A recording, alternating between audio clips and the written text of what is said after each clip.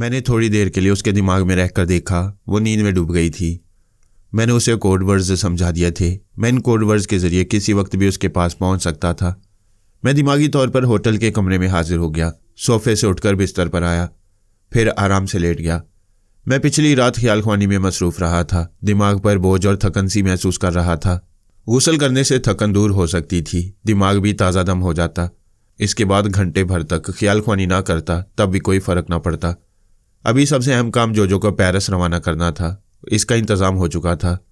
मैं 2 घंटे बाद भी पारस को उसकी रवानगी के मुतालिक बताता तो वह इन वक्त पर जोजो को लेकर फ्लाइंग क्लब पहुंच जाता। मैं बिस्तर पर खामोश पड़ा छत को तक रहा था और दिमाग को हर तरह की सोच से खाली रखने की कोशिश कर रहा था। ऐसा मुमकिन तो नहीं है कि दिमाग एक लम्हे को भी सोच से खाली हो, लेकिन कोशिश करने से परेशान कुन ख्यालात से निजात मिल जाती है। यूं चुपचाप लेटे रहने के दौरान मुझे किंग फर्नांडो की भतीजी फरजाना और पारस डोम याद आ रहे थे। पारस डोम से आखिरी मुलाकात उस वक्त हुई थी जब वो ट्रांसफार्मर मशीन को तबाह करने और अच्छा खासा हंगामा बर्पा करने के बाद न्यूयॉर्क पहुंच गया था। रसवंती ने कहा था, मेरे बेटे ने अपने बाप के बराबर कारनामा अंजाम दिया है। बाप ने एक मशीन तबाह की, बेटे ने दूसरी। अब मैं अपने बेटे और होने वाली बहू फरजाना को इदारे में बुला लूंगी। अब पता नहीं पारस डोम और फरजाना पेरिस पहुंच गए थे या अब तक न्यूयॉर्क में थे। मैं मालूम कर सकता था, लेकिन मैंने खुद को मजीद ख्यालख्वानी से बाज रखा। उनकी निगरानी और हिफाजत के लिए रसवंती काफ़ी थी। अगर कोई ऐसी वैसी बात होती तो वो मुझे ज़रूर बुलाती। मैं उठकर बैठ गया। लेटे रहने से ख्वामख्वाह कोई रिश्ता और कोई दोस्ती याद आती और मैं ख्यालख्वानी पर मजबूर हो जाता। मैंने अटैची से अपना लिबास निकाला, बाथरूम में आकर दरवाजे को अंदर से बंद किया, आईने के सामने खड़े होकर शेव की, फिर शावर खोलकर ठंडे पानी से जिस्मानी थकन उतारने लगा। मुझे बहुत लुत्फ आ रहा था। मैं देर तक पानी में भीगता रहा। फिर अचानक ही मैंने गैर मामूली सी बात महसूस की। ये बात शावर बंद करने के बाद महसूस हुई थी। मैंने तेजी से बाथरूम की 4 दीवारी पर नजरें दौड़ाईं। कुछ अजीब सी बू महसूस हो रही थी। मैंने दरवाजे की तरफ देखा। इसके निचले हिस्से से सफ़ेद रंग का धुआं अंदर आ रहा था। मैं लपक कर दरवाजे पर आया। इसके हैंडल को घुमाकर खोलना चाहा। पता चला इसे बाहर से बंद कर दिया गया है। दुश्मन मुझे पहचान गए थे और जजीरे में उनकी तरफ से पहला जानलेवा हमला था।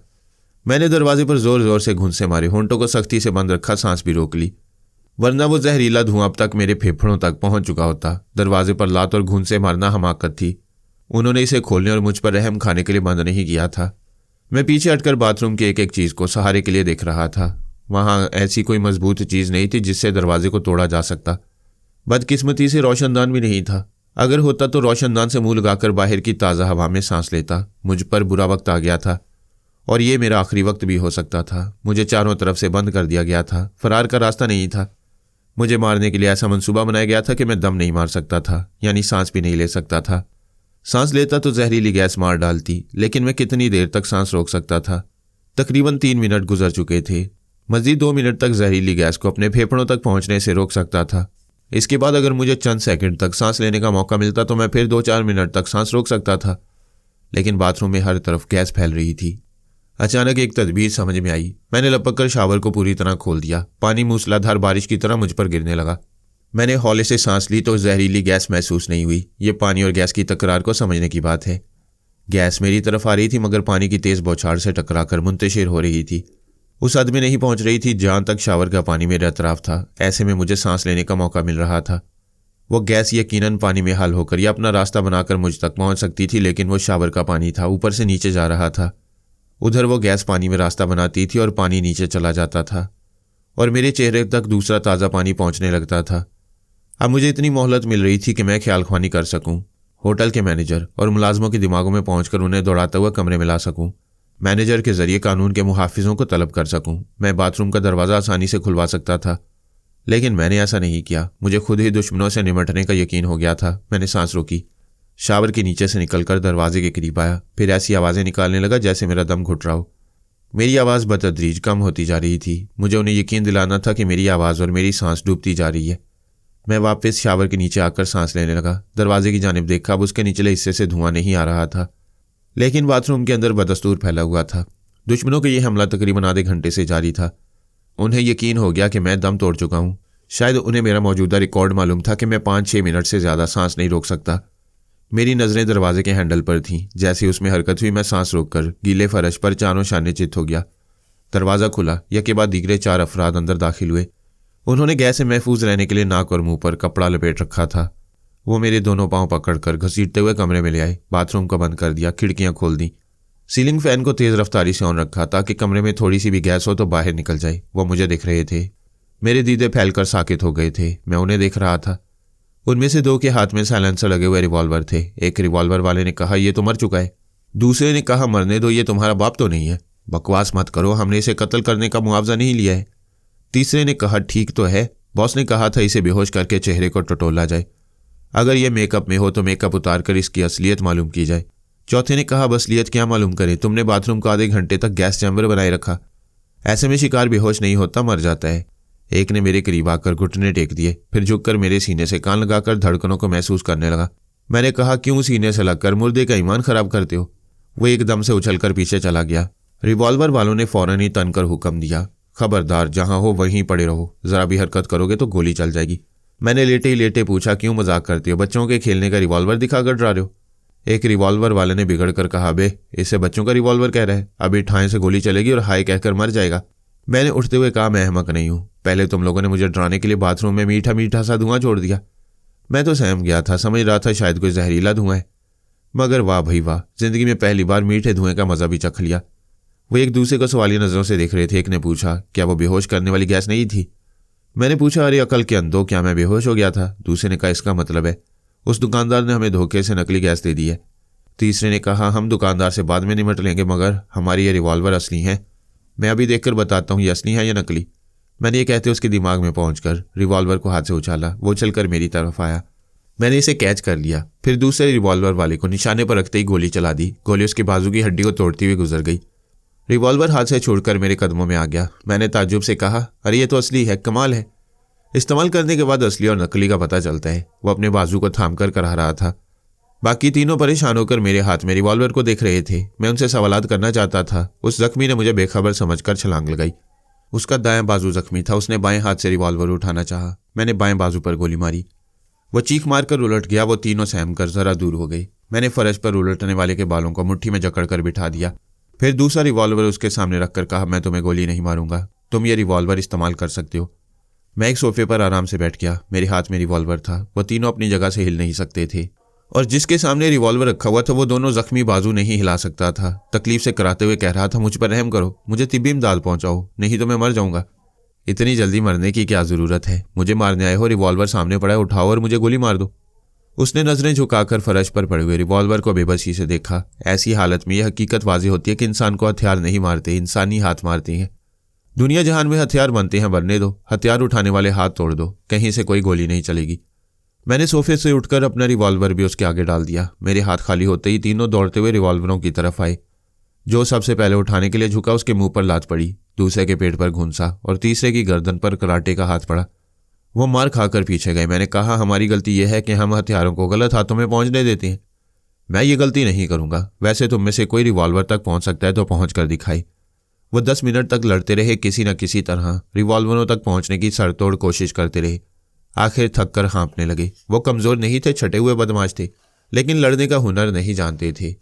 वो बदमाश सिर्फ धौंस जमाने का हुनर जानते थे। उनमें से एक ने झुंझलाकर जख्मी साथी से कहा, अबे ओ काट के उल्लू, एक जगह बैठ गया है, दोनों हाथ जख्मी हैं, तो क्या रिवॉल्वरों को पांव से ठोकर मारकर हमारे पास नहीं पहुंचा सकता। वह तकलीफ से कराते हुए बोला, बेशक मैं ऐसा कर सकता हूं, लेकिन नहीं करूंगा, मुझे शर्म आ रही है। तुम भी जरा सोचो, ये चाहता तो इन रिवॉल्वरों से हमें हलाक कर देता या फिर हमें निशाने पर रखकर पुलिस को तलब करता, मगर ये हम पर मेहरबान है, हमें तौबा का मौका दे रहा है। वो तीनों मुझे सोचती हुई नजरों से देखने लगे। मैं चाहता तो पहले ही ख्याल ख्वानी के जरिए उन्हें सोचने या वहां से भाग जाने पर मजबूर कर देता, मगर अपने हाथ पांव का जंग छुड़ाना चाहता था, इसलिए थोड़ी सी वर्जिश कर ली। मैंने कहा, तुम लोग हथियार तक नहीं पहुंच सके, अब मैं तुम्हारी जेबों तक पहुंचकर बाकी कारतूस निकालूंगा। उन्होंने जल्दी से अपनी अपनी जेबों में हाथ डालकर कारतूस के साथ दूसरी चीजें भी निकालकर सामने डाल दी। तमाम जेबें खाली कर दी। मैंने तमाम कारतूस उठा लिए। दोनों रिवॉल्वर्स के चैम्बर्स भी खाली कर दिए। फिर बाथरूम में आकर वो कारतूस कमोड में डालकर बहा दिए। कमरे में आकर अटैची खोला। इसमें से फर्स्ट एड का सामान निकालकर उसके दोनों बाजुओं के जख्म पर एक दवा स्प्रे की, जिससे खून बहना बंद हो गया। इसके बाद दोनों बाजुओं की मरहम पट्टी करने लगा। वो तीनों मेरे इस रवैये पर हैरान और परेशान थे। वह मुझे मार डालने या नुकसान पहुंचाने आए थे। इसके बरक्स मैं दोस्तों जैसा बर्ताव कर रहा था, जिसकी वो कभी तवक्को नहीं कर सकते थे। इस दौरान ख्याल ख्वानी जारी थी। उसकी सोच ने बताया, एक शख्स ने टेलीफोन के जरिए मेरे मुतल्लिक सौदा किया था। उनसे कहा था कि वो होटल के कमरे में आकर किसी तरह मुझ पर काबू पाएंगे और मेरी असलियत मालूम करेंगे तो उन चारों को $2000 दिए जाएंगे। वह शख्स मेरे ही कमरे में फ़ोन करके उनसे मेरी असलियत पूछने वाला था। मैंने ये मालूम करने के बाद उनसे पूछा, तुम लोग किसके लिए काम कर रहे हो? उन्होंने सच सच बता दिया कि वो चारों से सूरज से नहीं पहचानते, फ़ोन पर सौदा हुआ था। फ़ोन करने वाले ने कहा था, अगर यह सौदा मंजूर है तो अपने मकान के बाहर जाओ।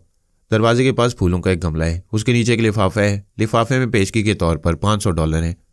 काम होने के बाद कामयाबी का यकीन हुआ तो मैं खुद होटल के इस कमरे में आऊँगा और तुम्हारा बाकी मुआवजा अदा करूँगा। मैंने उन्हें समझाया भी उसका फ़ोन आएगा, उससे कहना तुम्हारा शिकार गैस के जरिए बेहोश हो गया। इससे पहले वो नीम बेहोशी में पारस और रसवंती का नाम बुड़बुड़ा रहा था। उसके चेहरे का मेकअप उतार दिया गया, लेकिन हम मेकअप उतरने के बाद भी उसे पहचान नहीं सकते। पता नहीं ये कौन है। थोड़ी देर बाद टेलीफोन की घंटी सुनाई दी। इनमें से एक ने रिसीवर उठाया। मैं उसके दिमाग में पहुंच गया। दूसरी तरफ खामोशी थी। मैंने उसकी जुबान से कहा, मैं कमरा नंबर 22 से बोल रहा हूँ। दूसरी तरफ से आवाज़ आई, मैं सुन रहा हूँ। उसके चेहरे पर मेकअप था, हमने उतार दिया है। कौन है वो? हम चेहरे से इसे पहचान नहीं सकते, वो हमारे लिए अजनबी है। तुम लोगों ने उस पर किस तरह काबू पाया? वो बाथरूम के अंदर था। हमने दरवाजे को बाहर से बंद करके बेहोश करने वाली गैस छोड़ दी। थोड़ी देर बाद दरवाज़ा खोलकर देखा, उस पर नीम बेहोशी तारी थी। वो बुड़बुड़ा रहा था। जल्दी बताओ क्या बुड़बुड़ा रहा था?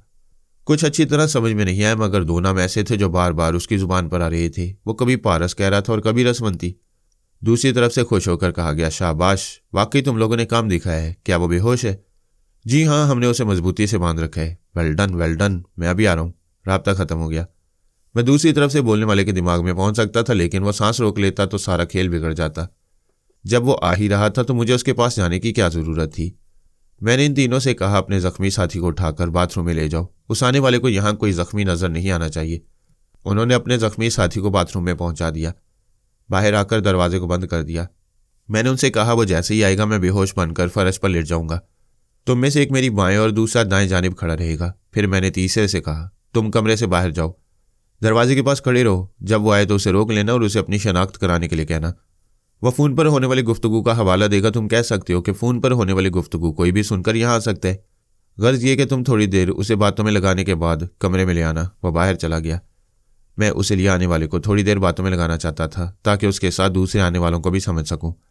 हो सके तो उनके दिमागों में पहुंच सकूं। मैं सोफे पर बैठा हुआ था और बाहर खड़े हुए शख्स के दिमाग में था। उसने दो आदमियों को अपनी तरफ आते देखा। उनमें से एक बेहतरीन सूट पहने हुए था, आंखों पर सुनहरे फ्रेम की ऐनक थी। दूसरा पतलून और जैकेट में उसका बॉडीगार्ड हो सकता था। मैं सोफे से उठकर कालीन पर चारों शाने चित हो गया। सूट वाले ने मेरे मामूल के पास आकर हुक्म दिया, दरवाज़ा खोलो और अंदर चलो। मेरे मामूल ने पूछा, तुम कौन हो? वही हूँ जिसने अभी फ़ोन पर गुफ्तगू की थी। वो मेरी हदायत के मुताबिक उसे बातों में लगाता रहा। मैंने सोचा था ज़्यादा लोग आएंगे तो मुझे उनके दिमागों में पहुंचना होगा, लेकिन आने वाले सिर्फ दो थे। मेरा मामूल मेरी मर्जी के मुताबिक दरवाज़ा खोलकर उन्हें अंदर ले आया। दरवाजे को अंदर से बंद करने के बाद वहीं खड़ा रहा, ताकि किसी को फरार का रास्ता आसानी से ना मिले। मैंने फ़ोन पर बातें करने वाले शख्स के दिमाग में जगह बनाई। वो सूट पहने, ऐनक लगाया, आहिस्ता आहिस्ता चलता हुआ मेरे करीब आकर खड़ा हो गया।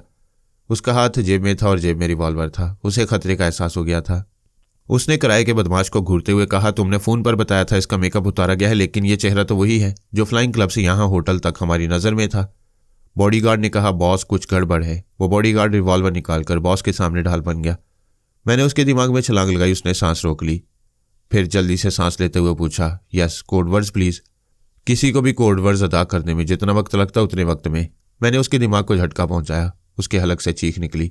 पीछे खड़ा हुआ बॉस बहुत पहले ही खतरा महसूस कर चुका था। अपने बॉडीगार्ड को चीखते और उसके हाथ से रिवॉल्वर छूटते देखकर उसने फौरन जेब से रिवॉल्वर निकाला। मैंने बॉडीगार्ड को दूसरा दिमागी झटका पहुंचाकर उससे टकरा दिया। वो मेरा निशाना न ले सका, लड़खड़ा कर पीछे गया। मैं उसकी खोपड़ी में पहुंच गया। उसने रिवॉल्वर के चैम्बर से गोलियां निकालकर एक गुंडे को देते हुए कहा, इन्हें अपनी जेब में डाल लो। वो गुंडे मेरे ताबेदार थे। मैंने कहा, इसकी जेब से भी गोलियां निकाल कर रख लो। उसने मेरे हुक्म की तामील की। मैंने कालीन पर पड़े हुए रिवॉल्वर को उठाकर खाली कर दिया। फिर बॉडीगार्ड को देखा। वो दोनों हाथों से सर थामे फर्श पर दोजानू हो गया था। मैंने कहा, तुम अपने बॉस की हिफाजत करने आए थे। तुम एक अच्छे फाइटर भी हो सकते हो, मगर मेरे पास तुम्हारी जंगी सलाहियतों को आजमाने का वक्त नहीं है, लिहाजा एक झटका और। वह तीसरे झटके पर चीखें मारता हुआ फर्श पर से उछला, फिर फर्श पर गिरकर तड़पने लगा। उसके बॉस ने मेरा निशाना लेकर बार बार ट्राई कर दबाया, फिर हैरानी से रिवॉल्वर को देखने लगा। उसे पता नहीं था कि किस तरह ख्यालख्वानी के जरिए रिवॉल्वर खाली हो चुका है। मैंने दूसरा रिवॉल्वर उसकी तरफ फेंका। उसने ताज्जुब से देखा, उसे जल्दी से उठाया, उसके चैम्बर को देखा, फिर झुंझलाकर वो उसे मेरे मुंह पर मारना चाहता था। मैंने उसे उसी के मुंह पर मारने पर मजबूर किया। वह तकलीफ से कराने लगा। बॉडीगार्ड की बहुत बुरी हालत थी। वो फर्श पर पड़ा एक हाथ इनकार में हिलाकर कह रहा था, फॉर गॉड सेक मुझे माफ़ कर दो, मुझे मार डालो, मुझे फ़ौरन मार डालो, मेरे दिमाग फट रहा है, मैं ये अजियत बर्दाश्त नहीं कर सकूंगा, खुदा के लिए मेरे दिमाग में ना आना। अगर तुम सच बोलोगे तो नहीं आऊँगा। बताओ तुम्हारे दिमाग में कौन आता है? तुम अभी किससे कोड वर्ड्स पूछ रहे थे? वो गहरी गहरी सांसें लेते हुए बोला, एक गुमनाम शख्स है, वो अपने बारे में कुछ नहीं बताता। जिसके भी दिमाग को अपने काबू में करता है उसे अपनी मर्जी के मुताबिक ज़बरदस्ती काम करवाता है। मगर तुम तो सांस रोक लेते हो, उसने तुम पर कैसे जबर किया? वो मेरे बॉस को परेशान करता है, मैं अपने बॉस का वफादार हूँ। इन्होंने हुक्म दिया कि मैं उस टेलीपैथी वाले को दिमाग में आने दिया करूँ। उसने मेरे पास आकर कोड वर्ड्स मुकर्रर कर लिए ताकि तुम मेरे दिमाग में आकर धोखा ना दे सको। मैंने उसके बॉस से पूछा, क्या तुम भी उसे गुमनाम शख्स कहोगे? वो अपने दोनों कानों को पकड़ते हुए बोला, मैं कहूँगा तो यकीन नहीं आएगा। आप मेरी सोच पढ़कर मालूम कर सकते हैं वो मेरे लिए बिल्कुल अजनबी है। ज़बरदस्ती मेरी दौलत और मेरे ज़राए इस्तेमाल कर रहे हैं। वो इस जजीरे में मादाम सुल्ताना अफंदी के बाद दूसरा अरबपति सरमायादार था। इसका नाम करीम बेग था। उसे मुझसे कोई ज़ाती दुश्मनी नहीं थी। वो इतना बड़ा आदमी था कि कहीं भी जाता था तो उसके कदमों तले कालीन बिछाए जाते थे। वो नंगी ज़मीन पर कदम नहीं रखता था। ऐसा शख्स मेरे दुश्मन की ख्याल ख्वानी से मजबूर होकर मुझे कत्ल करने होटल के कमरे में आया था। दुश्मनों को अब यह मालूम हो चुका था कि मैं होटल के इस कमरे में हूँ। ख्याल ख्वानी करने वाला अजनबी होटल के बाहर, बल्कि इस कमरे के बाहर मेरी मौत का सामान कर रहा होगा। पता नहीं कितने अनजाने लोग मेरी घात में होंगे। मैंने फ़ौरन ही माइटी पातशाह से राब्ता कायम करके उसे बताया कि मैं किस होटल के किस कमरे में हूँ। बाहर मेरे लिए खतरा है। अपने वफादारों के साथ होटल के बैरूनी दरवाजे से मेरे कमरे तक महाज बना लो। दुश्मनों को ताड़ने की कोशिश करो। मैं अभी फिर राब्ता कायम करूंगा। मैंने दिमागी तौर पर हाजिर होकर कहा, मिस्टर करीम बेग, मैं तुम्हें नुकसान नहीं पहुंचाऊंगा। तुम और तुम्हारा बॉडीगार्ड दोनों ही बेकसूर हो। लेकिन मैं जानता हूं कि तुम लोगों को यहां से जाने दूंगा तो वो कम वक्त फिर ख्याल ख्वानी के जरिए तुम लोगों को मेरे खिलाफ इक़दाम करने पर मजबूर करेगा। करीम बेग ने कहा, मैं बुरी तरह फंस गया हूं। आपका दोस्त बन सकता हूं मगर वो बनने नहीं देगा। अगर चाहूं कि आपसे दुश्मनी ना करूं तो वह जबरन कराएगा। प्लीज़ मुझे किसी तरह उससे निजात दिलाइए। मैं अपने मामला से निमटने के बाद तुम्हें निजात दिलाने की तदबीर सोचूंगा। आइंदा वो तुम्हें आलाकार बनाए तो मैं तुम्हारे खिलाफ इंतकामी कार्रवाई नहीं करूंगा। अब तुम लोग यहाँ से एक एक करके बाहर जाओ। मैं तन्हाई जाता हूँ।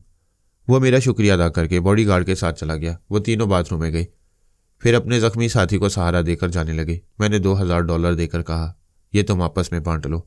वो मेरे हुस्ने सलूक से बेहद शर्मिंदा थे, सर झुकाकर चले गए। मैंने माइटी पातशाह से राब्ता कायम किया। वो होटल के बाहर मौजूद था। उसने कहा, आप दूसरे वफादारों के पास पहुंचकर देखें उन्होंने आपकी मर्जी के मुताबिक महाज बनाया है या नहीं। मैं उनके पास जा रहा हूं, याद रखो। आइंदा मैं दिमाग में आती कहूंगा, मिशन फॉर फरहाद। अगर ये कोड वर्ड्स अदा ना किया जाए तो फौरन सांस रोक लेना। मैंने दूसरे वफादारों के पास पहुंचकर यही कोड वर्ड्स मुकर्रर किए। उनमें से एक ने कहा, 2 शख्स होटल के बार काउंटर पर हैं। मुझे उन पर शुबा है।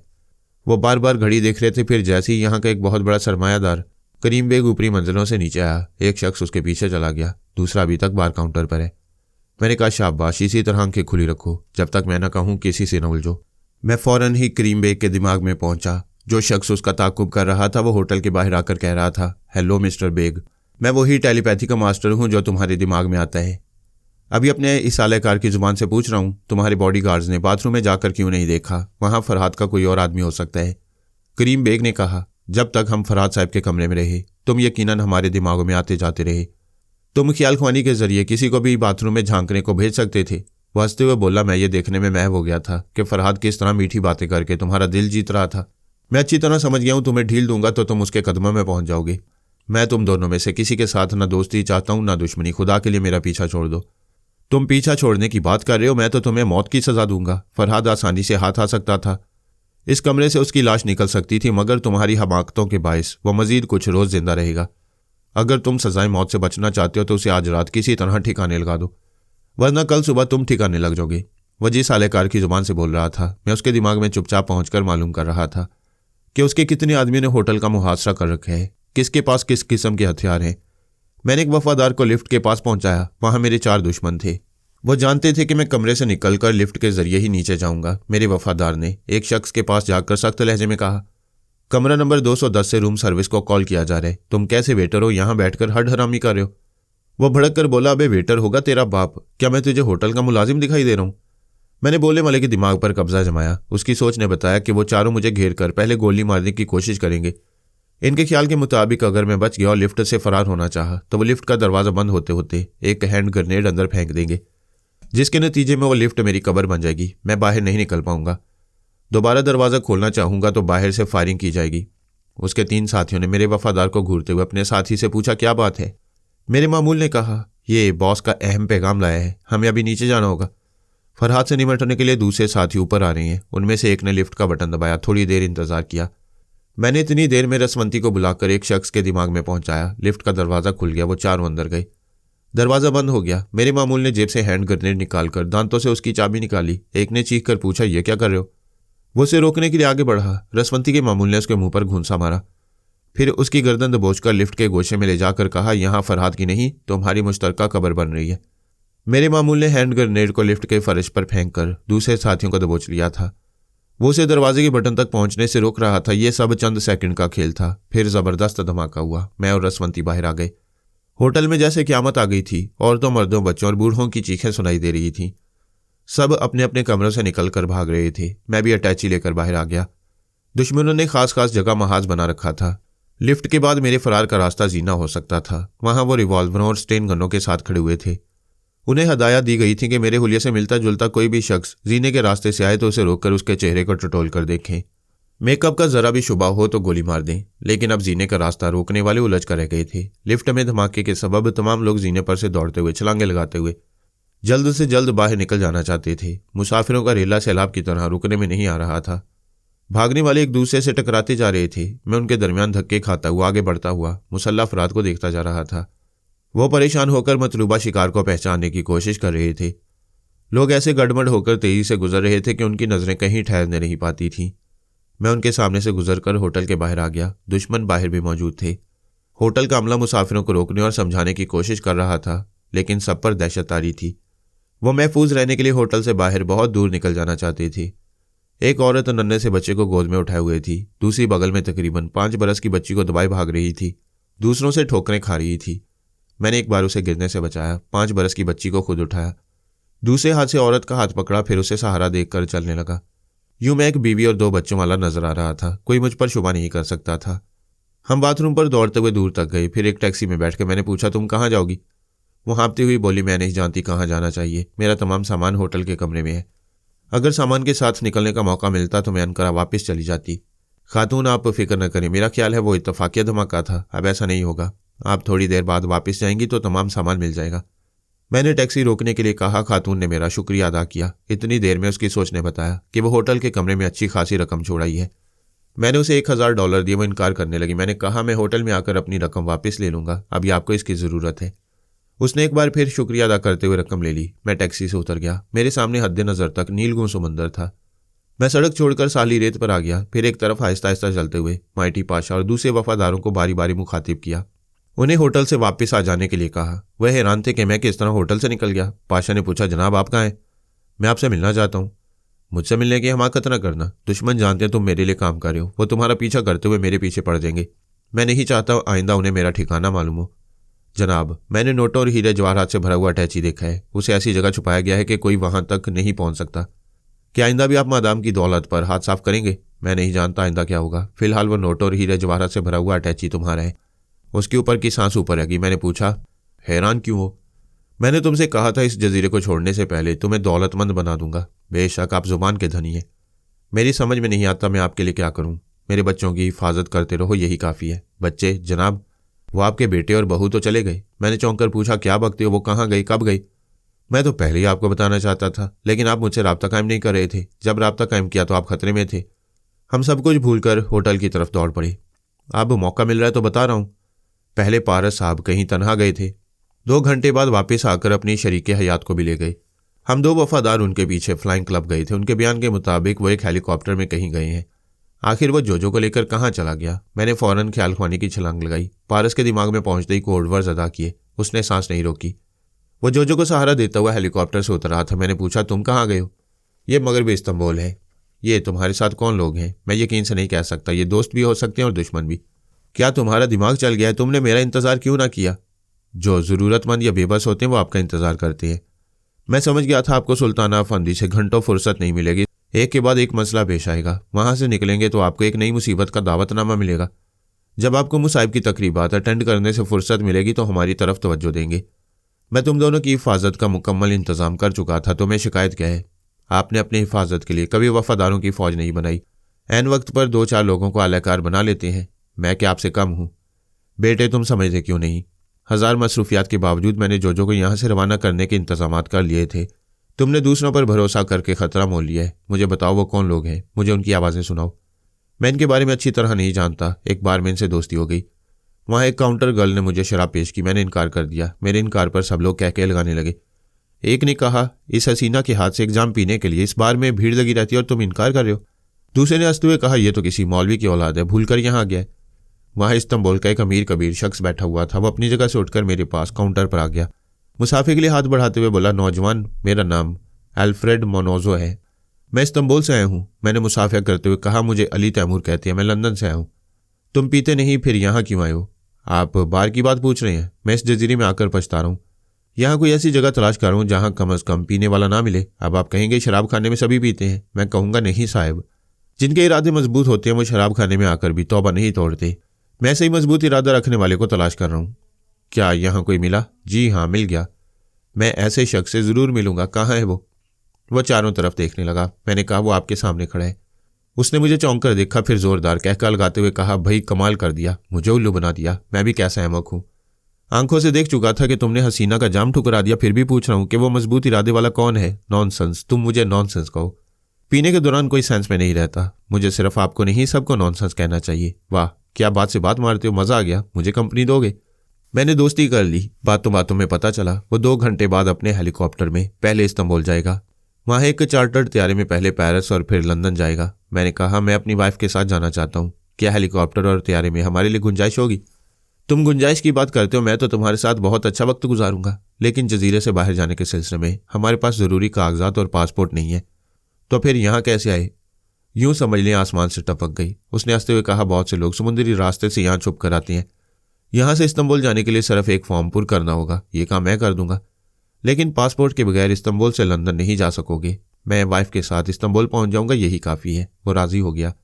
मैंने 1 घंटे बाद फ्लाइंग क्लब पहुंचने का वादा किया और रुखसत हो गया। उसकी नज़रों से ओझल होने के बाद मैंने उसका ताक़ुब किया। उसने एक होटल में क्याम किया था। मैंने होटल के एक मुलाजिम को $100 दिए। उसने कहा, ये अल्फ्रेड मोनोजो साहब बहुत अच्छा दिल वाला है, अपने एक सेक्रेटरी और 2 बॉडीगार्ड्स के साथ आया है। जब भी जजीरे में आता है हमारे होटल में ठहरता है, शराब पीता है, खूब अय्याशी करता है, फिर चला जाता है। इस रिपोर्ट से पता चला वो अपनी ज़ात में मगन रहने वाला शख्स है। बहुत कम लोगों से मिलता है। जिससे खुश हो जाता है उसे हर तरह से खुश कर देता है। मैं जोजो के साथ फ्लाइंग क्लब पहुंचा। उसने जोजो को तारीफी नज़रों से देखा। मैं उसकी अय्याशी की रिपोर्ट पहले ही सुन चुका था, लेकिन अनजान बना हुआ था। वो हमें इस्तांबुल तक ले जाने के सिलसिले में कागजात मुकम्मल कर चुका था। वो वसीर ज़राए का मालिक था। कानून के किसी मुहाफिज ने हमसे कोई सवाल नहीं किया। जब हेलीकॉप्टर परवाज करने लगा तो उसने कहा, रात के 10 बज चुके हैं, हम आधे घंटे में इस्तांबुल पहुंच जाएंगे। मैं नहीं चाहता तुम इतनी हसीन बीवी के साथ किसी होटल में रहो। तुम मेरी शानदार कोठी में रहोगे, लेकिन आप तो चार्टर तैयारे में पेरिस और लंदन जाने वाले थे। वही तुम दोनों की खातिर प्रोग्राम कैंसिल कर दिया।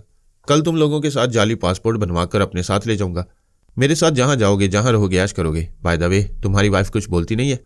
मैंने कहा, इतनी बड़ी दुनिया में एक औरत तो ऐसी रहने दो जो बोलती ना हो। वास्ते वो बोला, तुम बहुत सी बातों को मजाक में टाल देते हो। आप मेरे मजाक पर गौर फरमाएं। क्या दुनिया में कोई ऐसी औरत होगी जो बोलती ना हो? कोई ऐसी औरत नहीं है। अगर होगी तो गूंगी होगी। अब आपको मेरा जवाब समझ में आया? उसने ताज्जुब से पूछा। ओ गॉड, इतनी हसीन लड़की और गूंगी। कुदरत ने इस पर जुल्म किया है। इससे भी ज्यादा जुल्म यह है कि मैं बीवी से मोहब्बत नहीं कर सकता, इसके करीब नहीं जा सकता। क्यों, ऐसी क्या बात है? इस पर जिन्नात का साया है। वह हंसते हुए बोला, ये फजूल सी बातें हैं, जिन्नात का कोई वजूद नहीं है। वजूद है, मैं साबित कर दूंगा। मैं तन्हाई में इसके पास जाऊंगा, आप छुप कर देखेंगे। इस पर आशिक होने वाला जिन मुझे उठा उठा कर पटकेगा। मैं कैसे यकीन करूंगा? तुम खुद ही उछल उछल कर गिरोगे और किसी जिन को बदनाम करोगे। बात तो तब है कि वो जरा हिचकिचाया, फिर बोला, देखो बुरा ना मानना, मैं सिर्फ जिन का वजूद मालूम करने के लिए तुम्हारी वाइफ के पास जाऊंगा। अगर वो मेरी पिटाई करेगी तो मान जाऊंगा। मैं इस पर गौर करूंगा। तुम्हारे घर पहुंचकर इसका फैसला होगा। पारस मुझे अपनी रुदात सुना रहा था। मैंने कहा, बेटे, जानबूझकर खतरा मोल लेना दानिशमंदी नहीं है। जब तुम जानते हो कि वो बला का याश है, तुम्हारे लिए मुसीबतें खड़ी कर सकता है, तो उसकी कोठी में ना जाओ। वो तुम्हारे बाहर निकलने के तमाम रास्ते मसदूद कर देगा। या फिर मुझे वहां मौजूद रहने दो, मैं जिन बनकर उसकी खोपड़ी में आऊंगा। सॉरी पापा, आप सिर्फ हमारी खैरियत मालूम कर लिया करें, लेकिन मुझे टेलीपैथी का मोहताज ना बनाएं। वह हेलीकॉप्टर से उतरने के बाद फ्लाइंग क्लब से बाहर आ गए थे। एक कीमती कार की पिछली सीट पर जोजो और पारस अपने मेज़बान अल्फ्रेड मोनोजो के साथ बैठे हुए थे।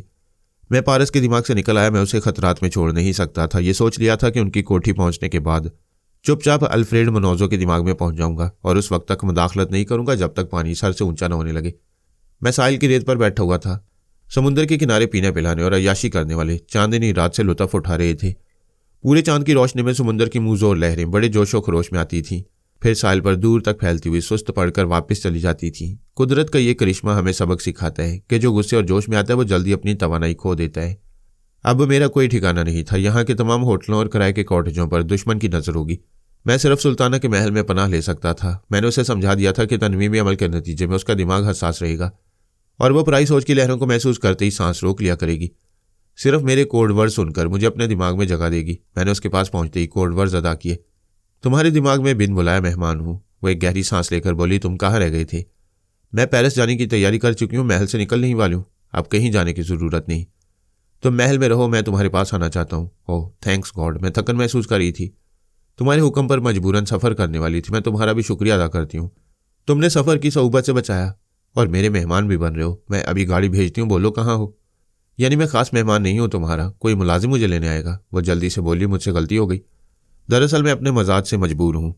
खुद आगे बढ़कर किसी का इस्तकबाल करने में तौहीन महसूस करती हूँ। मुझे माफ़ कर दो, मैं खुद तुम्हें लेने आऊँगी।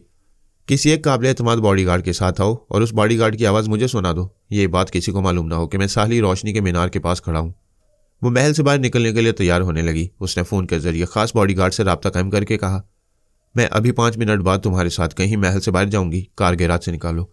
उसने जवाब दिया, यस मादाम, अभी कार निकालता हूँ और उसे अच्छी तरह चेक करता हूँ। मैंने बॉडीगार्ड के दिमाग में पहुंचकर इत्मीनान हासिल किया। फिर अल्फ्रेड मोनोजो के पास पहुंचा। वो जोजो और पारस के साथ खाने की मेज़ पर था। वो बराए नाम खा रहा था क्योंकि थोड़ी देर बाद पीना चाहता था ताकि सुरूर में रहकर किसी जिन का मुकाबला कर सके। मैं नहीं जानता था पारस ने इस सिलसिले में क्या सोच रखा है। वो मेरी मुदाखलत नहीं चाहता था, लिहाजा मैं उसे मुखातिब नहीं कर सकता था। वैसे मुझे इत्मीनान था जो असल दुश्मन बन सकता था।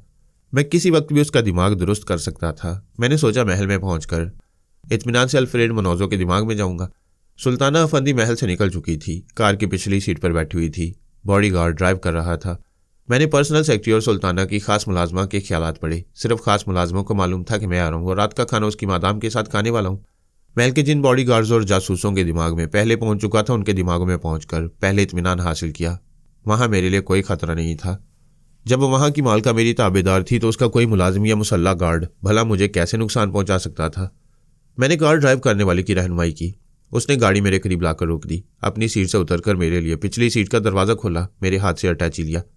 मैं सुल्ताना के पास आकर बैठ गया। दरवाज़ा बंद हो गया। बॉडीगार्ड ने स्टीयरिंग सीट संभाली, फिर गाड़ी आगे बढ़ा दी। वह मुझे खामोशी से तक रही थी। मैंने कहा, यह मेरा असली चेहरा नहीं है। उसने ज़रा दूर होकर पूछा, क्या मेरे पास तुम्हारा कोई आलाकार बैठा हुआ है? क्या तुम उसकी ज़ुबान से बोल रहे हो? मैं खुद तुम्हारे पास हूँ। महल में पहुंचकर इत्मीनान से मेकअप उतारूंगा। देखो फरहाद, मेरे स्टेटस का ख्याल करो। मैं किसी के साथ नहीं बैठती। सच बताओ, ये तुम ही हो ना? बेशक मैं हूँ, यकीन कर लो। वह फिर करीब आ गई। उसने पूछा, क्या चांदनी में जजीरे की सैर करोगे? आज नहीं, आज दुश्मन शिकारी कुत्तों की तरह पीछे पड़े हुए हैं। मैं महल में पहुंचकर ज़रा इत्मीनान से वक्त गुजारना चाहता हूँ। थोड़ी देर के बाद गाड़ी महल के हाथे में दाखिल हो गई। महल के दाखिली सदर दरवाजे के सामने पहुंचकर रुक गई। दूर तक नजर आने वाले तमाम मुलाजमीन और मुसल्ला गार्ड्स अलर्ट खड़े हुए थे। हमारे लिए पिछली सीट का दरवाज़ा खोला गया। हम कार से उतरकर महल में दाखिल हो गए। सुल्ताना अफंदी ने मेरी हदायत के मुताबिक हुक्म दिया, जब तक मेरे ये मेहमान महल में क़याम करेंगे तब तक किसी को भी महल में दाखिल होने की इजाज़त न दी जाए। मैं घोड़े और हीरे जवाहरात खरीदने के सिलसिले में भी किसी से मुलाकात नहीं करूंगी। कोई सरकारी अफसर भी यहाँ कदम नहीं रखेगा। अगर किसी तरह का कानूनी मसला दरपेश होगा तो मैं महल के बाहर मुतल्लिक़ अफसरान से मुलाकात करूंगी।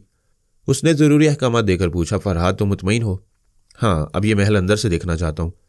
मैंने रसवंती और आर्मर को बुला लिया ताकि वह दोनों महल के चंद अफराद के लबो लहजे को याद रखें। मैं सुल्ताना के साथ महल के मुख्तलिफ हिस्सों से गुजर रहा था।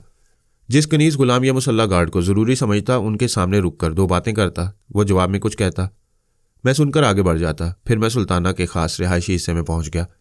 आनी सलाखों वाली दीवार के पीछे चीते आज़ादी से घूम रहे थे। सुल्ताना को देखकर करीब आ गए। कोई उसके कदमों में लौट रहा था, कोई उसकी हथेली की पुश्त को चाट रहा था, लेकिन वो कमबख्त मुझे घुराती हुई निगाहों से देख रहे थे। रसवंती ने कहा, मुझे डर लग रहा है, क्या तुम महल के दूसरे हिस्से में नहीं रह सकते?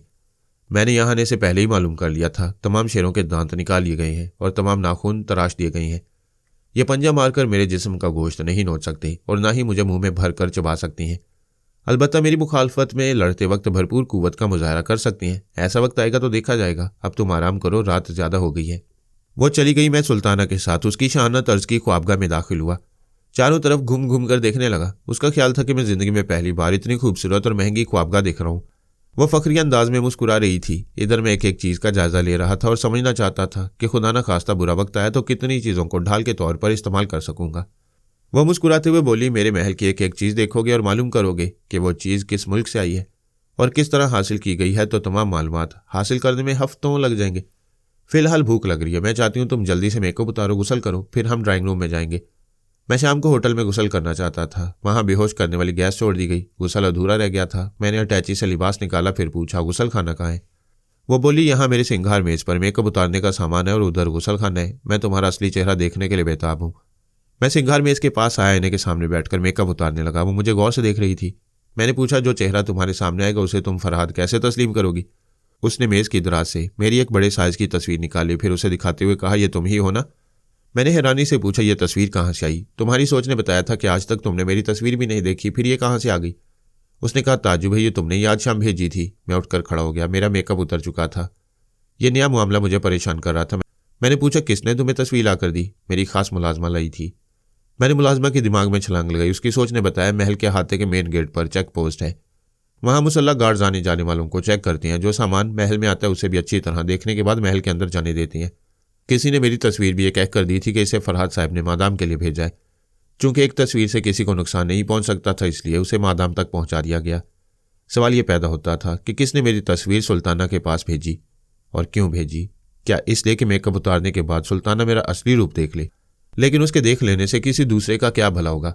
इसका जवाब मुश्किल नहीं था। अगर टेलीपैथी जाने वाले दुश्मन को सुल्ताना के दिमाग में जगह मिल जाती तो उसे यकीन हो जाता कि फरहाद महल में है, लेकिन यह मुमकिन नहीं था। मैंने तनवीमी अमल के जरिए सुल्ताना के दिमाग को लॉक कर दिया था। मखसूस कोड वर्ड्स के जरिए सिर्फ मैं ही उसके दिमाग में जा सकता था। फिर भी मैंने सुल्ताना को सवालिया नज़रों से देखा, फिर पूछा, क्या तुम्हारे दिमाग में कोई और आता है? नहीं, और कौन आ सकता है? मैं तो बेख्तियार सांस रोकने लगी हूँ। जब तुम कोड वर्ड्स सुनाते हो तो मैं तुमसे बोलने लगती हूँ। मुझे उसकी तरफ से इत्मीनान हुआ, लेकिन वो ख्याल ख्वानी करने वाला शख्स कोई चाल चल रहा था और वो चाल अभी मेरी समझ में नहीं आ रही थी। मैंने कहा, सुल्ताना, मैं खतरा महसूस कर रहा हूँ, तुम मोहतात रहो। अपने अंदर कोई भी गैर मामूली बात महसूस करो तो मुझे फौरन आगाह करो। वो एक कुर्सी पर बैठकर साकित हो गई थी। एक सिमत खला में तक रही थी। मुझे नहीं देख रही थी, शायद मेरी बात भी नहीं सुन रही थी। मैंने आवाज़ दी, सुल्ताना, तुम खामोश क्यों हो? उसने जवाब नहीं दिया, बदस्तूर सख्ते के आलम में रही। मैंने करीब आकर झुकते हुए उसकी आंखों में देखा, फिर देखते देखते उसके दिमाग में पहुंचना चाहा। उसने सांस रोक ली। मुझे कोड वर्ड्स अदा करने का मौका ही नहीं दिया। मैंने देखा जरा देर बाद वो सांस ले रही थी। इस बार मैंने उसकी आवाज़ और लबो लहजे का सहारा लिया। ख्याल ख्वानी की परवाज़ की, फिर भी बात नहीं बनी। उसने सांस रोक ली। मैंने उसके दोनों बाजुओं को थाम लिया, फिर झंझोड़ते हुए पूछा, तुम्हें क्या हो गया? मुझे दिमाग में आने दो। मैं तुम्हारे सामने मौजूद हूँ और जुबान से कोड वर्ड सुना रहा हूँ। An unwanted guest in the house of your mind. देखो, मैं इन्हीं कोड वर्ड्स के जरिए दिमाग में आ रहा हूँ। प्लीज़ सांस ना रोकना। मैंने ख्याल ख्वानी की परवाज़ की। कमबख्त ने फिर सांस रोक ली। इस बार उसने कहका लगाया, फिर बेतहाशा कह के लगाती चली गई। उसने एक झटके से अपने बाजू छुड़ा लिए। कुर्सी से उठकर बदस्तूर हंसती हुई मुझसे ज़रा दूर हो गई। फिर मेरी तरफ उंगली उठाई, जैसे मैं कोई अजूबा हूँ जिसे देखकर हंसी आ रही हो। यह उसके लिए हंसने का और मेरे लिए खैर मनाने का मुकाम था। वो बात जो मैंने कभी नहीं सोची थी अब होने वाली थी। वो कहका लगाती हुई ज़रा और दूर गई, फिर बोली, तुमने हालात की मुनासबत से निहायत मौजूद कोड वर्ड्स का इंतखाब किया था। वाकई तुम बिन बुलाए मेहमान हो। अमूमन ऐसे मेहमानों का अंजाम शर्मनाक होता है, लेकिन तुम्हारे अंजाम की रुदाद कोई नहीं लिख सकेगा, क्योंकि यहाँ कोई देखने वाला नहीं है। साफ समझ में आ गया, बाजी पलट गई थी। वह मेरे तनवीमी अमल के ज़ेर असर नहीं थी और ये शदीद हैरानी की बात थी। मगर हैरानी क्यों? क्या अब से पहले ऐसा नहीं हुआ? अभी कुछ अर्सा पहले की बात है, जब शीबा जिंदा थी। आखिरी बार आमिलों से ट्रांस में लाकर मामूला बनाना चाहता था। उससे पहले मैंने और रसवंती ने शीबा के दिमाग को गिरफ्त में ले लिया था। रसवंती उसकी जुबान से मामूला बनकर बोलती रही थी और आमिल इस खुशफहमी में था कि तनवीमी अमल कामयाब हो रहा है। इसी तरह मैंने सुल्ताना फंदी को ट्रांस में लाकर उसे मामूला बनाया था। कि वाकई वो मेरी मामूला बन गई थी, या उस ख्याल ख्वानी करने वाले शख्स ने चुपचाप सुल्ताना के दिमाग को अपनी गिरफ्त में ले रखा था, उसकी जुबान से खुद मामूला बनकर बोलता रहा था और यूं मुझे खुशफहमी में अब तक मुब्तला रखा था। ऐसी ही कोई बात थी जिसकी वजाहत होने वाली थी। मादाम सुल्ताना फंदी के कह के रुक गई। उसके तेवर बदल गए। वह हकारत से कह रही थी, तूने महल में मेरे गुलामों के सामने मेरी तौहीन की, मुझे कुत्तिया कहा। अब देख तेरा अंजाम क्या होता है। तू कुत्ते की मौत मरेगा, टाइगर। उसकी आवाज़ सुनते ही ख्वाबगाह के बाहर से नर और मादा के गुराने की आवाज़ सुनाई दी। वहां से फरार का कोई रास्ता नहीं था। ख्वाबगाह के बाहर आनी सलाखों वाली दीवारें थीं। सुल्ताना के दिमाग मेरे बस में नहीं था और खूंखार दरिंदे टेलीपैथी से ज़ेर होने वाले नहीं थे। अगरचे उनके दांत और नाखून नहीं थे, लेकिन वो बेपनाह ताकतवर थे। मुझसे घंटों लड़ सकते थे, मुझे इस हद तक जख्मी कर देते कि जिस्मानी और दिमागी कमजोरी के बायस मैं सांस रोकने के काबिल ना रहता, और वो ख्याल ख्वानी करने वाला मेरे दिमाग पर कब्जा जमा कर मुझे तड़पा तड़पा कर मार डालता। सुल्ताना ने घुराते हुए हुक्म दिया, टाइगर कम ऑन, आज मैं देखना चाहती हूँ ये शाहजोर कितने घंटों तक तुम्हारा मुकाबला करता रहेगा, कम ऑन। फिर जैसे जलजला सा आ गया। नर और मादा के दहाड़ने के साथ ही ख्वाबगाह का दरवाजा जोरदार आवाज के साथ खुला। दोनों ने ही दरवाजे पर से मुझ पर छलांग लगाई। दरिंदे अपने शिकार पर झपटना जानते हैं और वो झपट रहे थे। मैं कोई बेजान मुजस्मा नहीं था कि जहां खड़ा हुआ था वहीं खड़ा रह जाता। वैसे अक्सर हालात में जानदार लोग बेजान बुत बनकर रह जाते हैं, अपनी जगह से हिल नहीं पाते। ऐसा तब होता है जब बदहवासी तारी होती है, दिमाग काम नहीं करता। लेकिन जो लोग जहानत को तेज तर करने और हाजिर दिमागी से काम लेने की बाकायदा तरबियत हासिल करती हैं, या मेरी तरह हालात के मुताबिक दिन रात हाजिर दिमाग रहते हैं, वो खतरनाक लम्हात में पलक झपकते अपने बचाव की तदबीर कर लेती हैं। इंसान का दिमाग एक पल में तदबीर भी सोच लेता है और उस पर अमल भी कर लेता है। दोनों खूंखार दरिंदों ने दरवाजे पर से ही मुझ पर छलांग लगाई थी। बेख्तियार मैंने भी छलांग लगाई। वो मेरी तरफ आए, मैं सुल्ताना की तरफ गया। सुल्ताना कम चालाक नहीं थी, जहां मैं पहुंचा वहां से उछलकर दूर चली गई। शेरों को मेरी तरफ पलट कर आने में जरा वक्त लगा। मैं फिजा में उछला, फिजा में कलाबाजी खाई, फिर सुल्ताना के सर पर से होता हुआ पीछे आकर उसकी गर्दन दबोच ली। मुझ पर हमला करने वाले दरिंदे रुक गए, पोजीशन बदलकर अपनी मालका के पास आना चाहते थे। आगे से हमला करते तो मालका को नुकसान पहुंचता। मैंने कहा, सुल्ताना मुझे नादान ना समझो, मैंने महल में कदम रखने से पहले अपने बचाव की तदाबीर कर ली थी। ये दरिंदे तुम्हें बहुत अजीज हैं, फैसला करो, उन्हें जिंदा रहना चाहिए या अभी मेरे हाथों मर जाना चाहिए। वो हकारत से बोली, तुम्हारे हाथ फौलाद के नहीं है और ये शेर मिट्टी के नहीं है, जाओ इनकी खुराक बनो। उसने कहते ही धोबी पाट वाला देसी दाव आजमाया। मैं भूल गया था कि वो बाज औकात मूड में आकर शेरों से लड़ती है, उनके साथ हंसती खेलती है। शेरों के साथ खेली खेल में लड़ने के लिए भी जिस्मानी कुव्वत लाजमी है। उसने पूरी कुव्वत से मुझे उछाला। मैं उसके कांधों पर से होता हुआ सामने आकर फर्श पर चारों शाने चित हो गया। एक लम्हे की ताकीर मेरी मौत का सबब बन सकती थी। मैंने फर्श पर चित होते ही उल्टी कलाबाजी खाई। नर और मादा एक साथ मेरी तरफ लपके।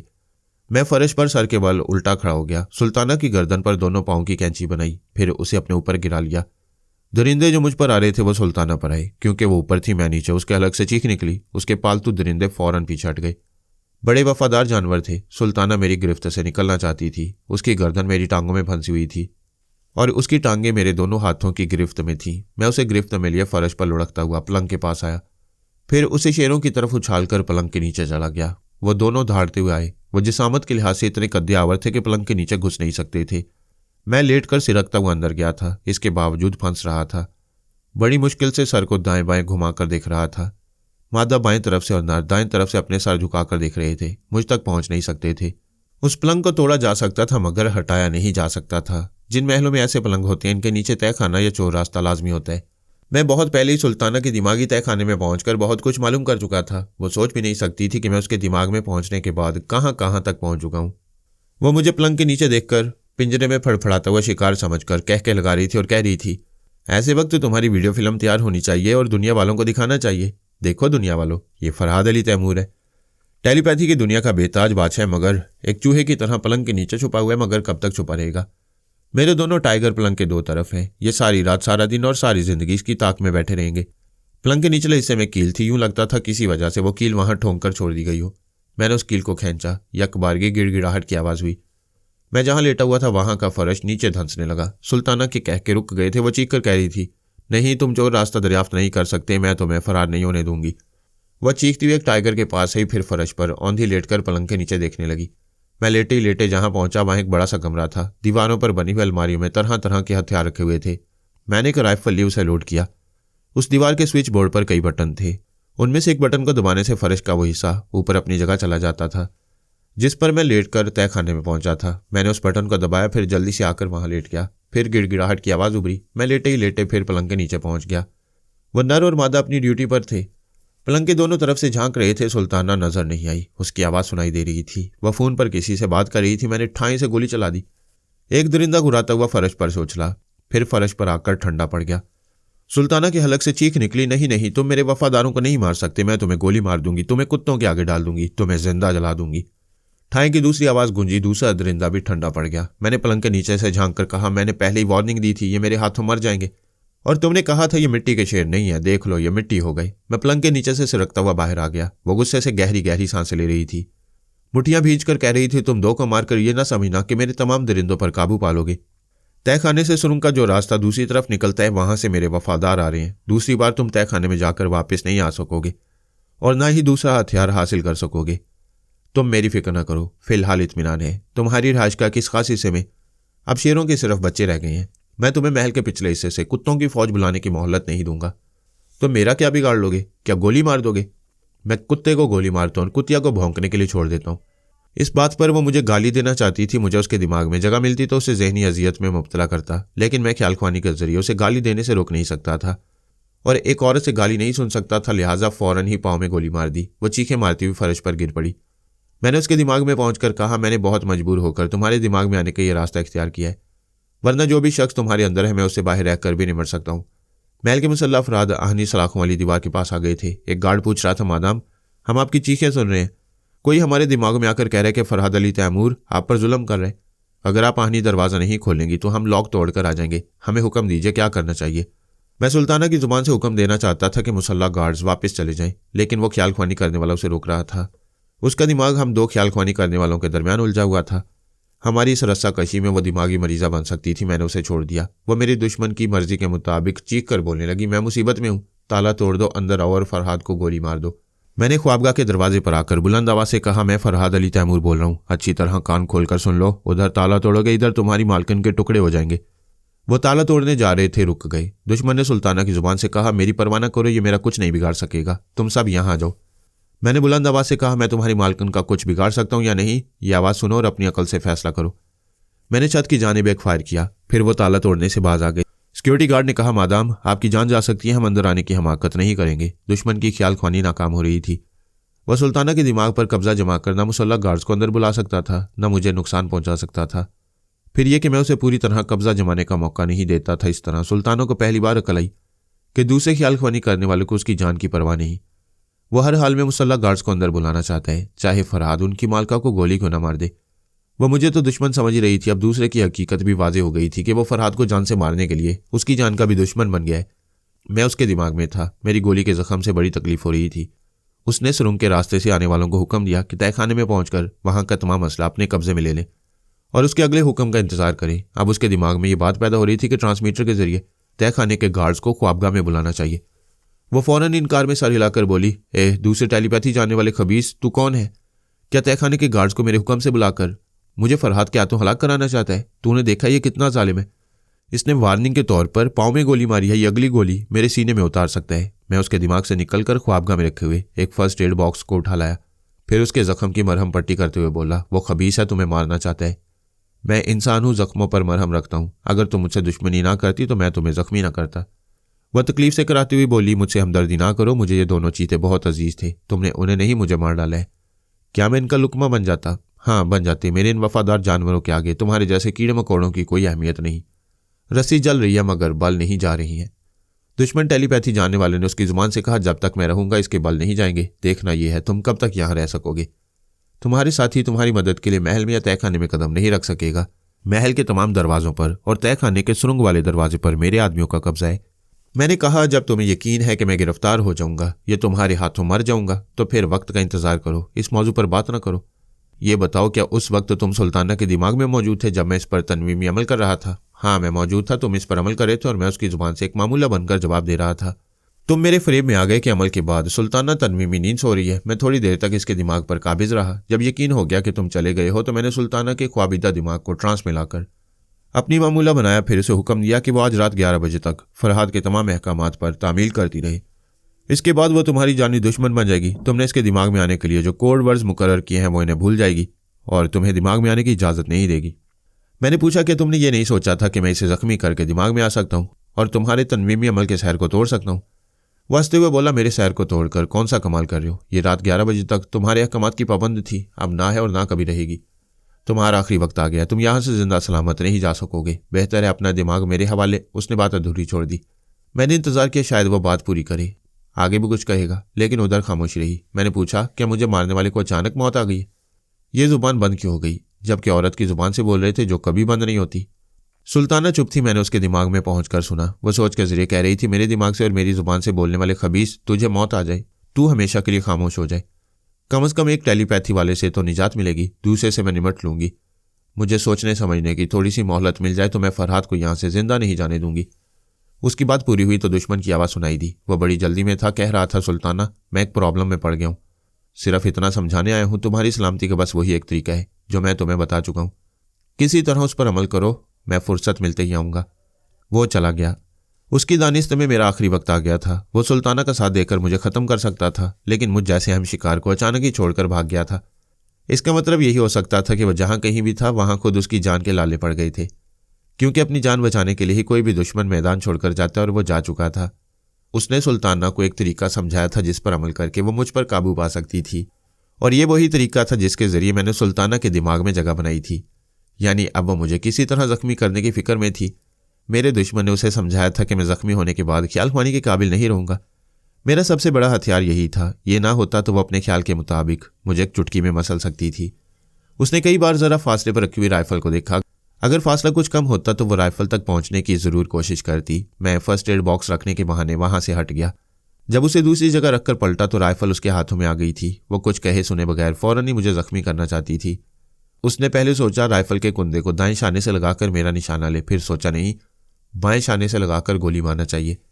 फिर दिमाग ने समझाया राइफल की मक्खी से आंख लगाकर निशाना लगाने के लिए एक आंख बंद करनी पड़ती है।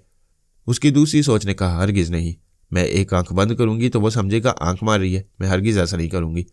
वो राइफल के कुंदे को कभी दाएं शाने की तरफ ला रही थी, कभी बाएं शाने की तरफ, कभी एक आंख बंद कर रही थी और कभी आंख ना मारने के ख्याल से फौरन दोनों आंखें पूरी तरह खोल देती थी।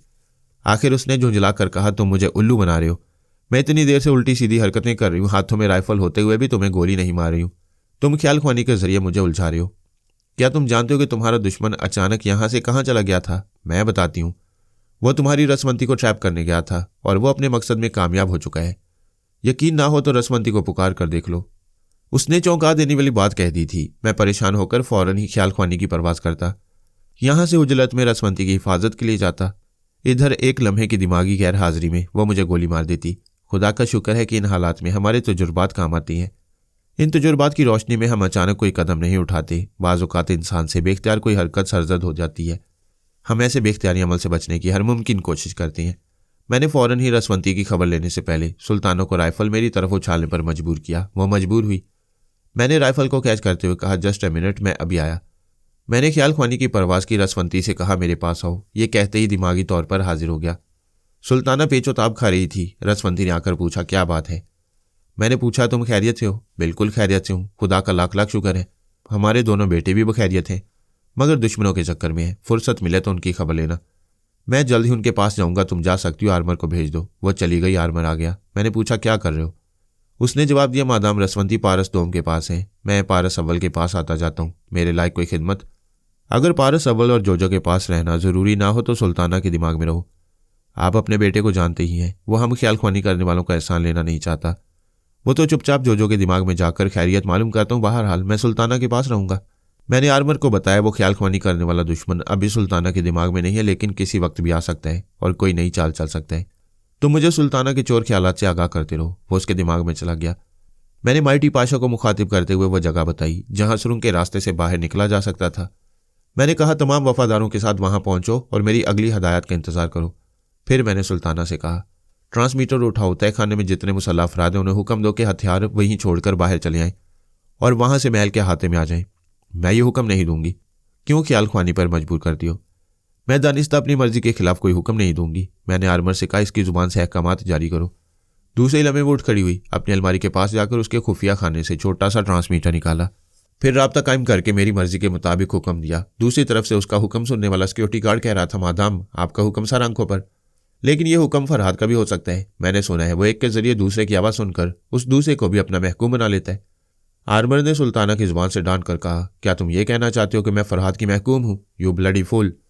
तुमने कैसे समझ लिया कि मैं अपनी ज़ात पर किसी की हुक्मरानी बर्दाश्त कर सकती हूँ? वो सहम कर बोली, सॉरी मादाम, मेरे कहने का ये मतलब नहीं था। मैं तो सिर्फ आपकी सलामती चाहता हूँ। आप वाकई अजीम हैं, कोई आपको महकूम नहीं बना सकता। हम आपके हुक्म की तामील कर रहे हैं, हथियार यहाँ छोड़कर जा रहे हैं।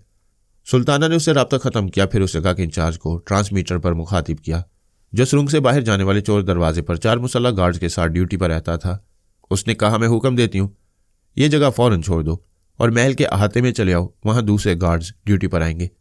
इंचार्ज ने कहा, मादाम आपके हुक्म पर हम जान दे सकते हैं, लेकिन किसी ने मेरे दिमाग में कहा है कि आप खतरात में गिरी हुई हैं, कोई आपके दिमाग पर कब्जा जमा कर। वो बात काट कर धारती हुई बोली, यू शट अप! क्या तुम मेरे दिमाग को कमज़ोर या किसी की जागीर समझते हो? यू सन ऑफ ए विच! मेरे हुक्म की फ़ौरन तामील करो वरना मेरा कहर तुम पर नाजिल होगा। मुआफ़ी चाहता हूँ मादाम, हम अभी ड्यूटी छोड़कर यहाँ से जा रहे हैं। मैंने माइटी पाशा से कहा, तुम्हारे सामने 100 गज के फासले पर जो ग्रीन कॉटेज है वहां अपने वफादारों के साथ चले जाओ। कोई मुदाखलत नहीं करेगा, अगर कोई करे तो गोली मार देना।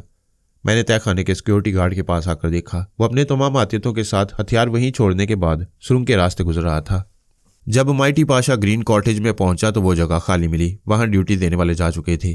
मैंने कहा, पाशा, अभी 1 दर्जन निहत्ते लोग ग्रीन कॉटेज के एक चोर दरवाजे से बाहर आने ही वाले हैं। उन्हें एक कमरे में बंद कर देना। मैं थोड़ी देर बाद सुल्ताना अफंदी के साथ आऊंगा। मोहतात रहो। ग्रीन कॉटेज के बाहर भी दूर तक नजर रखो।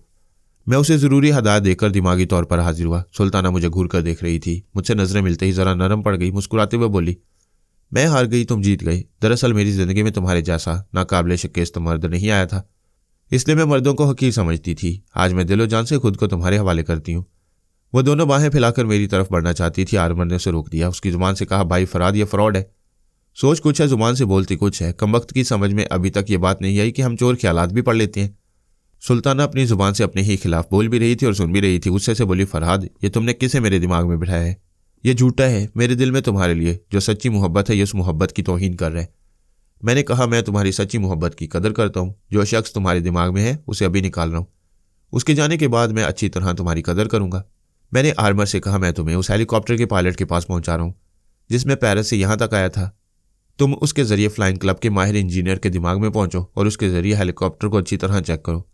किसी शख्स ने कोई खराबी पैदा की हो तो उसे दूर कराओ। दुनिया की पहली ट्रांसफार्मर मशीन बनाने वाला आर्मर एक ज़हीन मैकेनिक था। वो अपनी निगरानी में हेलीकॉप्टर को अच्छी तरह चेक करा सकता था। वो अपना फर्ज अदा करने चला गया। सुल्ताना ने पूछा, क्या तुम जजीरे से जा रहे हो? मैंने मुस्कुराकर पूछा, तुम क्या चाहती हो? वो कातिलाना अंदाज में मुस्कुराई, फिर बैठे ही बैठे दोनों बाहें फैला दी। अपनी अदाओं से कह रही थी, ना जाओ, इधर चले आओ। मैंने उसके दिमाग में जरा गुस्से से कहा, मैं रसवंती बोल रही हूँ। यह ना समझना मैं अपने मियाँ को तुम्हारी जैसी औरतों के पास छोड़कर गाफिल हो जाती हूँ। अपनी बाहें गिरा लो, वरना दिमाग में जलजला पैदा कर दूंगी। मैं रसवंती बनकर ऐसा कहते वक्त मुस्कुरा रहा था और अपनी जगह से उठकर आशिकाना अंदाज में उसकी जानिब बढ़ रहा था। वो जल्दी से बाहें गिराकर बोली, नहीं, ये अच्छी बात नहीं है, हमें फासला रखना चाहिए। लेकिन अभी तो तुम मुझसे सच्ची मोहब्बत कर रही थी। खैर कोई बात नहीं, मैं तुम्हारी कदर करूंगा और कदर करने के लिए अभी यहां से तुम्हें ले जाऊंगा। वो परेशान होकर बोली, मैं नहीं जाऊंगी। तुम मुझे कहाँ ले जाओगे? दुनिया दी उस नुकड़े जिथे बंदा ना बंदे दी जात होवे। ये तुम कौन सी जुबान बोल रहे हो? मैं उस नुकड़े की बात कर रहा हूँ जहां से मैंने टेलीपैथी का इल्म हासिल किया है। चलो तुम्हें भी इल्म सिखा दूंगा। वो जाना नहीं चाहती थी। मैंने राइफल को एक तरफ फेंका, फिर इत्मीनान से चलता हुआ पलंग के नीचे पहुंच गया। राइफल उसके सामने थी लेकिन वो उठा नहीं सकती थी। चुपचाप उठकर मेरे पास पलंग के नीचे आ गई। आजिज़ी से कहने लगी, मुझे छोड़ दो।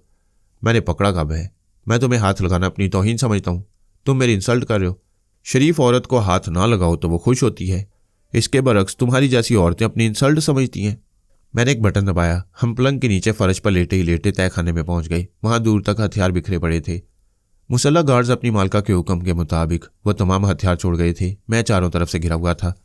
अगरचे आसानी से सुल्तानों को यरगमाल बनाकर ले जा रहा था, ताहम दुश्मन ख्यालख्वानी करने वाला किसी वक्त भी आकर पांसा पलट सकता था, या उसके मंसूबे के मुताबिक उसका कोई मामूल मुझे कहीं से छुपकर गोली मार सकता था।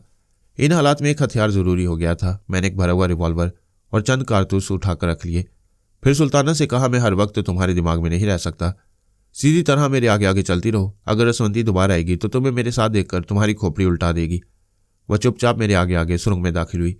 मैंने माइटी पाशा से मालूम किया जो लोग यहाँ हथियार छोड़कर गए थे उन सबको एक कमरे में बंद कर दिया गया था। मेरे लिए बाहर एक गाड़ी तैयार थी। पाशा यकीन से कह रहा था कि ग्रीन कॉटेज के बाहर आसपास ना कोई है, ना किसी किस्म का खतरा, लेकिन मेरा दिल नहीं मान रहा था। वो दुश्मन ख्याल ख्वानी करने वाला जरूर कोई जाल बिछा कर गया होगा।